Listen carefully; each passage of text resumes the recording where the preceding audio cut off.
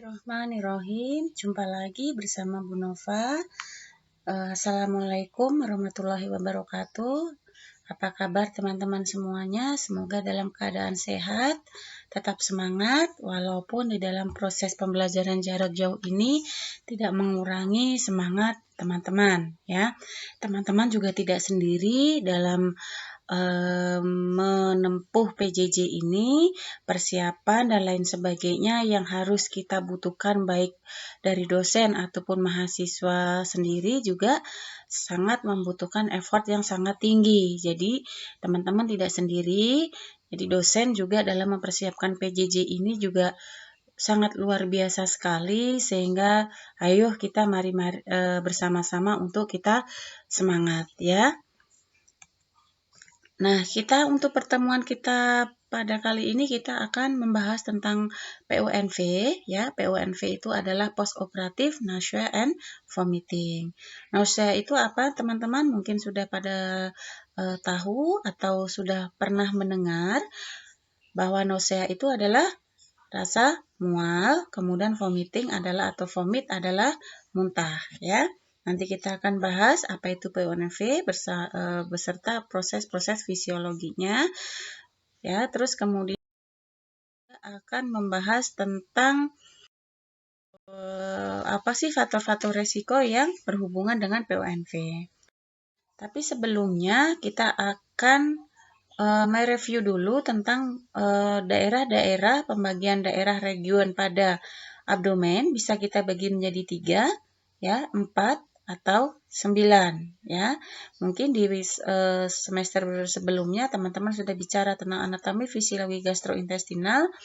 Namun kita coba review kembali pembagian abdomen.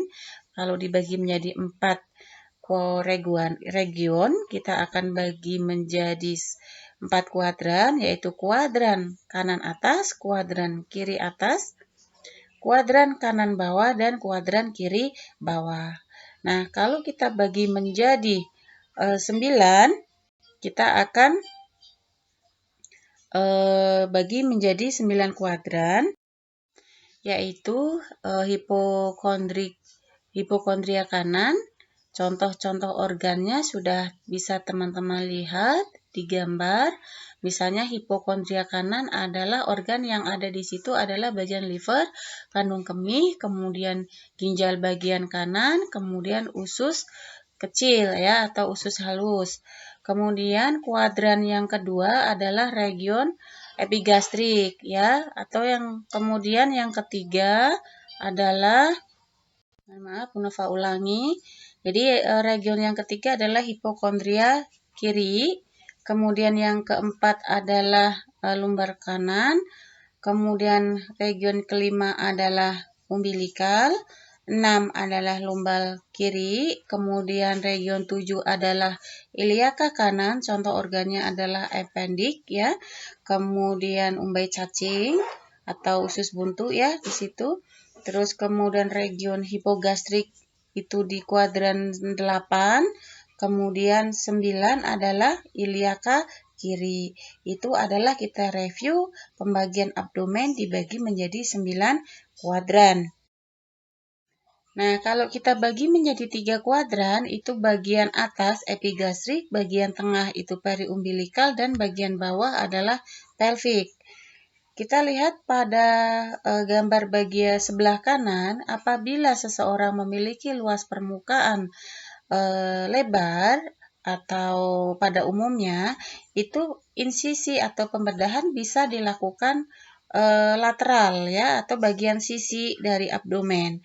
Namun kalau misalnya seseorang mempunyai luas permukaan abdomen itu lebih sempit, kita lihat bagian yang paling kanan, itu bisa dilakukan insisi di tengah, ya, yang sudah diberikan tanda merah. Jadi berbeda, ya, letak dari insisi terhadap luas permukaan abdomen. Nah, pada saat sebelum melakukan insisi atau pembedahan, itu secara SOP-nya itu harus diberikan tanda dulu ya, atau tanda lokal yang akan dilakukan sayatan atau insisi ya, seperti gambar yang sebelah kanan, kemudian gambar A, gambar B, gambar C, dan gambar D. Gambar A itu saat awal-awal dilakukan insisi, gambar B itu sudah mulai pembedahan bagian dalam, kemudian C itu baru selesai dilakukan penutupan jahitan ya, masih terpasang drain. Kalau teman-teman lihat masih terpasang selang drain, baru yang kelima adalah drain ini sudah dilepas ya. Nah, ini pada kasus ini adalah pembedahan laparotomi atau pembedahan abdomen yang mempunyai luas permukaan abdomen kecil, sehingga insisi dilakukan di bagian tengah abdomen. Nah, kemudian PONV itu apa sih? PONV itu adalah merupakan suatu perasaan mual, muntah yang dirasakan dalam 24 jam setelah prosedur anestesi dan pembedahan ya. Nah, antara mual dan muntah itu tentunya memiliki pengertian yang berbeda. Jadi kalau mual itu adalah didefinisikan sebagai sensasi subjektif yang tidak nyaman untuk terjadinya muntah. Jadi mual ini tidak harus disertai dengan muntah. Jadi ini masih perasaan psikis ya. Nah, muntah itu sendiri apa? Jadi muntah itu adalah suatu refleks paksa untuk mengeluarkan isi lambung melalui esofagus dan keluar dari mulut ya, gitu. Jadi kalau udah muntah itu pasti ada sesuatu bahan atau zat yang sudah keluar dari mulut akibat desakan dari isi lambung ya.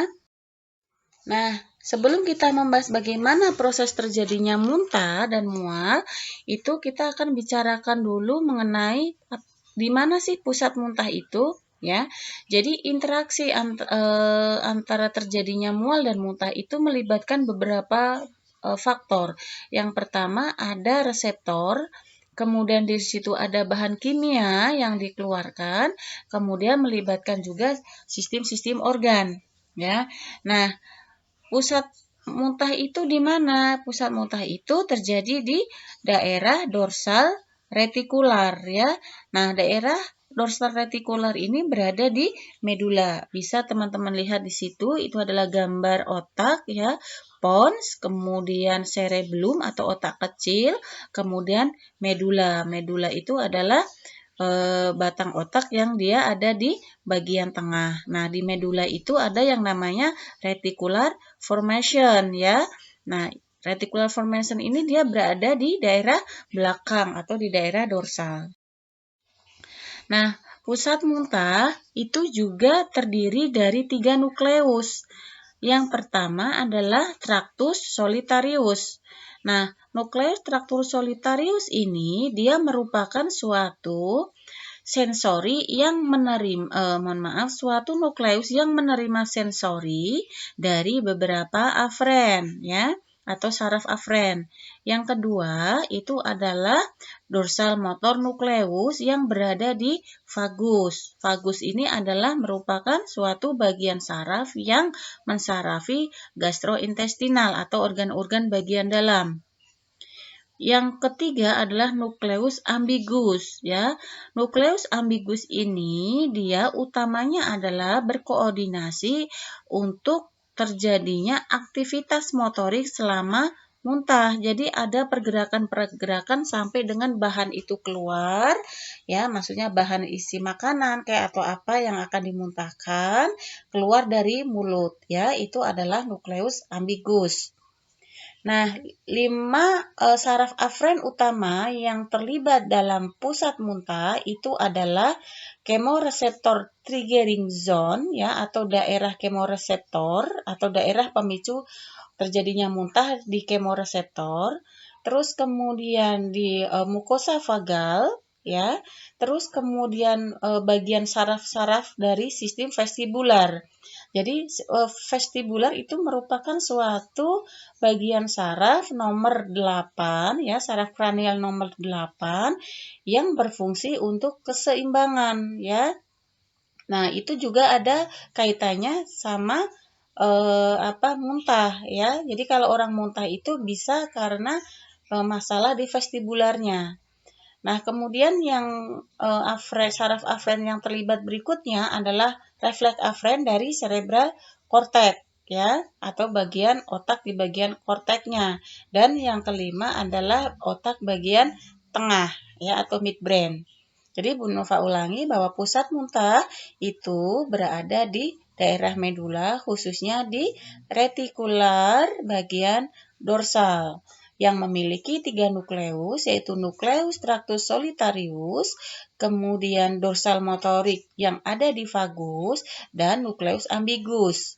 Sedangkan saraf afren yang terlibat adalah zona triggering kemoreseptor, terus kemudian mukosa vagal, kemudian vestibular, saraf vestibular, kemudian refleks afren dari korteks cerebral dan otak bagian tengah atau midbrain afren ya. Nah, kalau teman-teman lihat pada gambar di sini, ini adalah pusat dari susunan saraf pusat kan terdiri dari korteks ya, ada talamus, hipotalamus, kemudian meningen atau selaput otak. Terus kemudian yang mensarafi tentang gastrointestinal ada mekanoreseptor, kemoreseptor ya, dan H5-HT reseptor. Terus kemudian bagian vestibuler itu adalah reseptor H1, reseptor M1, kemudian kemoreseptor trigger zone ya, itu ada kemoreseptor itu sendiri dan lain sebagainya. Nah, dari pusat muntah itu ada nukleus tractus solitarius ya, itu di situ. Jadi kemoreseptor trigger zone ada di titik yang warna pink ya. Kemudian itu nanti semuanya sistem-sistem tersebut itu nanti akan berpusat di vomiting center ya. Nah, vomiting center ini tadi nanti akan melibatkan parasimpatik dan aktivitas dari motorik ya, motorik untuk dia bisa terjadi muntah. Jadi ini beberapa hal yang bisa mengakibatkan atau yang mengatur tentang muntah ya. Nah, apa sih tanda dan gejala dari PONV itu sebenarnya? Jadi ada mual ya, ada retching. Retching itu ingin muntah tetapi hampir sama dengan nausea, tapi tidak ada bahan atau isi yang keluar ya, retching ya, sudah muntah tapi tidak ada bahan yang keluar. Vomiting itu adalah muntah, ada bahan yang keluar.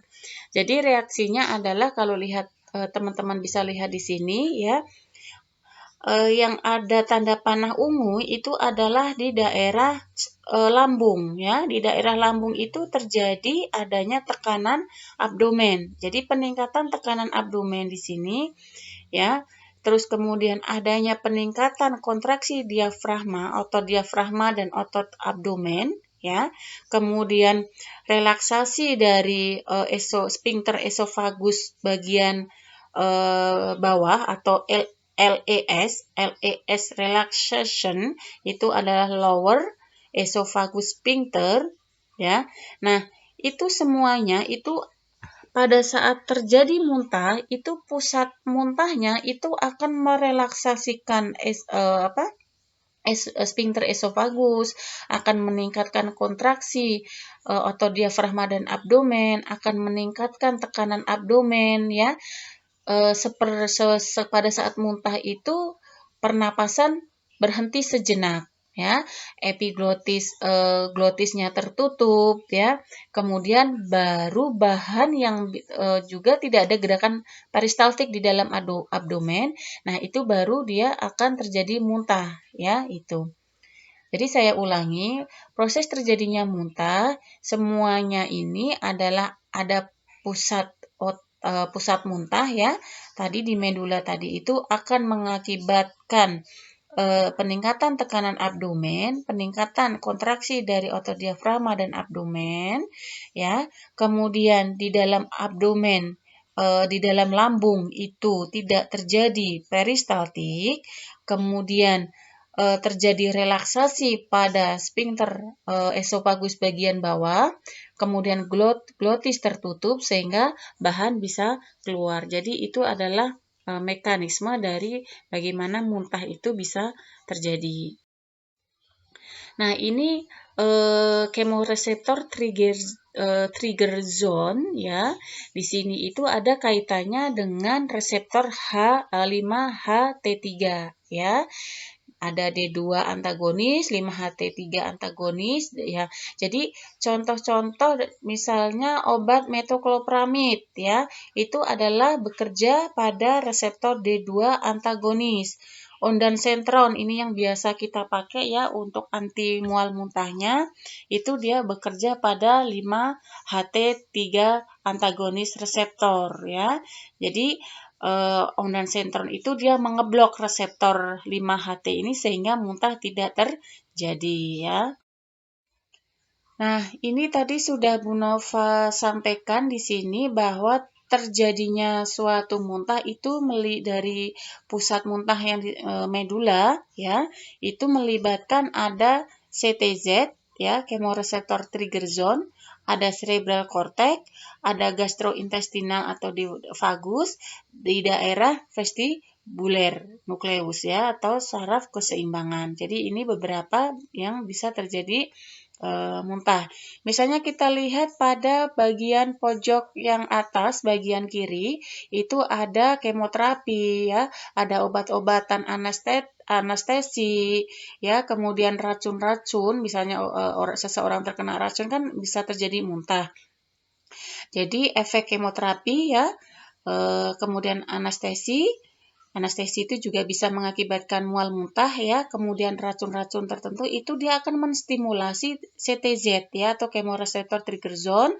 Nah, CTZ ini dia akan terstimulasi oleh zat-zat tadi sehingga akan memicu pusat muntah medula untuk bisa terjadi muntah ya. Karena apa? Kalau misalnya pusat muntah ini sudah terstimulasi, misalnya dari CTZ misalnya, makanya reseptor-reseptor yang ada di pusat muntah misalnya muskarinik, 5HT3, histaminik ini akan terstimulasi sehingga muntah bisa terjadi ya. Yang mengakibatkan nanti kompensasinya apa? Kalau misalnya reseptor-reseptor ini terstimulasi tadi ya, ada peningkatan tekanan abdomen, kemudian peningkatan tekanan diafragma, otot-otot abdomen, kemudian di dalam lambung terjadi antiperistaltik, kemudian sphincter esofagus bagian bawahnya dia relaksasi, kemudian glotis tertutup sehingga sampai dengan terjadinya muntah ya, itu ya. Nah, gambar yang di samping ini adalah beberapa pasien-pasien atau hal-hal yang bisa terjadi resiko muntah. Ini ada skor Apfel ya, bisa 0 sampai 1 itu rendah, 2 sampai 3 itu sedang, 4 atau lebih itu tinggi ya. Ini bisa nanti teman-teman bisa pelajari lebih detail tentang Apfel score. Dia mempelajari tentang skor bagaimana sih seseorang itu nanti akan beresiko terjadi muntah atau tidak. Jadi ini ada beberapa pertanyaan yang mungkin nanti bisa teman-teman kaji. Misalnya pada 6 jam setelah operasi ya, misalnya ditanyakan apakah pernah terjadi muntah ya sebelumnya misalnya. Kemudian apakah sudah ada pengalaman terkait dengan muntah ya. Kemudian kalau misalnya iya, apa yang dirasakan saat muntah? Misalnya ya, apakah dia hanya tiduran saja di bed ya? Apakah misalnya dia bisa berjalan dengan normal misalnya ya dan lain sebagainya. Jadi apa-apa yang dia lakukan saat dia terjadi muntah. Terus kemudian bagaimana muntah itu terjadi sering atau berkala dan lain sebagainya. Jadi itu adalah contoh-contoh pertanyaan-pertanyaan yang bisa teman-teman nanti sampaikan ya. Jadi ini hanya sekedar teman-teman tahu saja bahwa untuk memprediksi seseorang itu muntah atau tidak itu bisa melalui beberapa pertanyaan. Nah, pada saat terjadi muntah ya di dalam sistem saraf otonom yaitu khususnya di parasimpatik ya itu akan mengakibatkan pembuluh darahnya itu melebar ya atau vasodilatasi yang sehingga terjadi hipotensi dan bradikardi atau penurunan tekanan nadi ya itu. Terus kemudian faktor-faktor resiko pada obat-obatan anestesi itu yang beresiko untuk terjadinya mual dan muntah itu biasanya adalah anestesi yang bersifat cair ya. Kemudian nitrous oxide ya atau anestesi inhalasi ya itu juga bisa beresiko terjadi mual muntah. Terus kemudian saat hal-hal yang terjadi saat di intraoperatif, kemudian pemberian opioid pada saat setelah postoperasi atau dilakukan intubasi itu adalah beberapa risiko-risiko untuk terjadinya mual muntah ya. Intubasi kenapa bisa terjadi refleks mual muntah? Karena ada benda asing yang masuk ya ke dalam menstimulasi glotis ya sehingga bisa terjadi refleks muntah. Nah, untuk faktor pembedahan itu bisa beresiko terjadi muntah, itu bisa dilihat dari durasi pembedahan berapa lama ya. Pada setiap 30 menit itu akan terjadi peningkatan resiko PONV atau mual muntah itu 60% ya. Kemudian tipe-tipe pembedahan juga akan berpengaruh untuk terjadinya mual muntah ya. Misalnya tindakan laparoskopi atau laparotomi ya. Kemudian pembedahan pada payudara dan lain sebagainya itu akan beresiko. Kemudian pemakaian obat-obatan oral ya yang sebelumnya diminum sebelum operasi ya karena terlalu dini misalnya dilakukan pemberian anti mual atau anti muntah beberapa jam sebelum operasi ya. Jadi itu juga nanti akan mempengaruhi terjadinya muntah di akhir. Jadi kalau bisa pemberian obat-obatan anti muntah ini itu saat menjelang proses operasi selesai ya. Jangan di awal sudah diberikan ya. Jadi kalau diberikan ya dia durasi masa kerja obatnya nanti masih terlalu ini ya. Jadi terlalu lama. Jadi nanti sebelum operasi sudah selesai dia udah muntah ya gitu. Jadi diberikannya obat anti muntah itu kalau sudah menjelang operasi mau selesai. Sehingga pasien saat selesai operasi itu efek dari obat tersebut masih bekerja. Nah, kemudian faktor resiko untuk dilihat dari pasien itu pada perempuan itu dia lebih beresiko ya. Karena apa? Karena di dalam perempuan itu ada hormon estrogen progesteron di mana hormon itu adalah yang akan menstimulasi terjadinya muntah ya. Kemudian yang tidak merokok ya, tidak merokok. Kemudian riwayat PONV sebelumnya ya. Jadi orang-orang yang seperti ini itu yang akan lebih beresiko terjadi PONV ya. Terus kemudian untuk biasanya juga di sini akan terjadi bisa resiko terjadi jarang terjadi pada pasien-pasien dengan usia dewasa ya. Semakin usianya dewasa itu muntahnya akan semakin berkurang ya. Kemudian orang yang mempunyai ambang mual muntah yang rendah ya itu bisa juga terjadi mual muntah tetapi dia sedikit ya. Kemudian kecemasan, obesitas, kemudian distensi pada lambung gitu ya.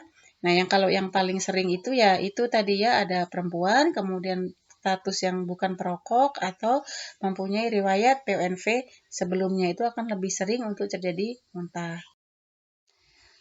Ini adalah sama yang tadi Bu Nova sudah sampaikan di depan, bahwa intinya adalah pusat muntah ini akan ada beberapa sistem yang terlibat ya, dari chemoreceptor trigger zone, kemudian dari korteks cerebral, dari sistem vestibular, kemudian dari aferen vagal atau vagus ya, kemudian di nukleus visceral dan somatiknya ya.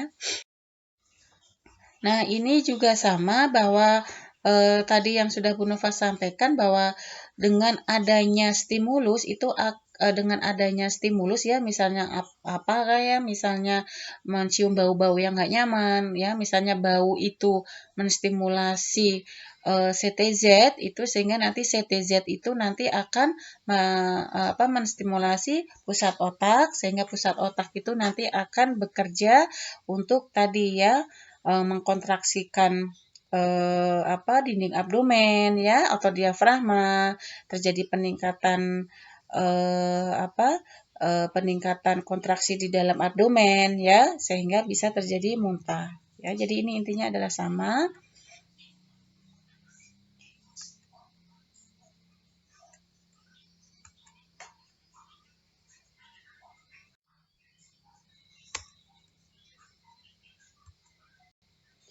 Ini mohon maaf teman-teman, sepertinya ada sedikit error.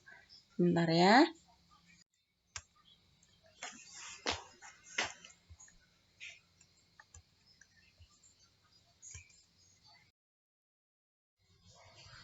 Nah, kemudian ya, ini juga sama teman-teman. Jadi teman-teman bisa lihat gambar yang panah warna ungu itu adalah pathway neuron ya, neural ya, jadi yang melibatkan sistem saraf.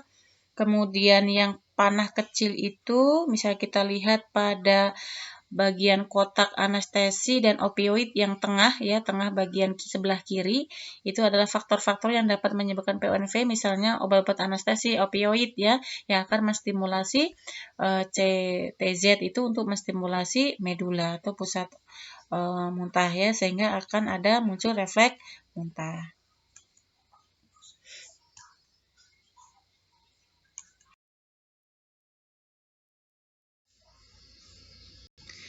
Nah, kemudian kalau faktor risiko PONV itu tadi sudah disampaikan di awal ya, ada faktor pasien, ya, wanita tidak merokok, ada riwayat PONV sebelumnya, ada riwayat mabuk di perjalanan ya. Karena riwayat mabuk di perjalanan itu ada hubungannya dengan saraf vestibular ya. Kemudian faktor pembedahan itu sendiri yang tadi sudah Bu Nova sampaikan di depan, bahwa jenis-jenis operasi itu juga bisa mempengaruhi terjadinya PONV. Kemudian pemberian anestesi ya, misalnya opioid ya, analgetik, kemudian nitrit oxide ya atau N2O, atau obat-obat anestesi yang lain ya, gitu.